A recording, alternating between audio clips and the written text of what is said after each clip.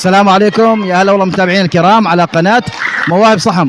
معنا أحد الإداريين من العراق، طبعا أكاديمية ليو. نقول مساء الخير. مساء النور، هلا بيكم، مشكورين على ضيافتكم الحلوة، والله يقدمنا إن شاء الله هيك نكافيكم بالأجمل. أنتم طيبين، أنتم أطيب إن شاء الله. إن شاء الله. كيف شفت أجواء البطولة؟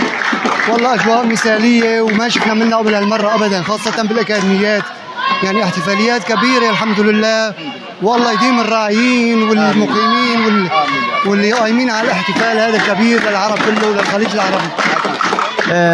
في العراق في أكاديميات، في فرق يعني سوى نفس هالأكاديميات هالبطولة؟ لا ما في هالبطولات، ما في بس عم مستوى أوطى أقل. أيوة. بس هذه البطولة ما شاء الله عالمية، يعني عالمية تنظيميا ولا أروع من هيك. أيوة. كم مباراة لعبتوا؟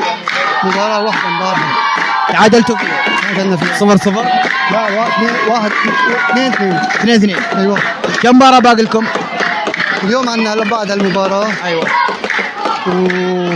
وبعدين اذا ربحنا بنطلع نصف النهائي وان شاء الله خير. ان شاء الله. اذا فزتوا تصعدوا نصف النهائي. صحيح؟ ايوه. اذا فزتوا بتصعدوا نصف النهائي. طيب نقول لك اتمنى لك توفيق، والله يحفظكم وانت بين اهلك وناسك. الله يديمكم بلدنا الثانيه ان شاء الله، وانتم كريمين، نحن ان شاء الله بنكرمكم اكثر اذا جيتوا لعنا. اكيد. انا جيت العراق قبل سنتين تقريبا، جيت البصره يوم كان كاس الخليج، جيت تقريبا قبل سنتين ولا 3 سنوات. انا سوري مقيم، يعني مو انه سوري مقيم بالعراق، هذول كلهم اهلنا وخلقنا وكذا. نعم. ومقيم بالامارات كمان.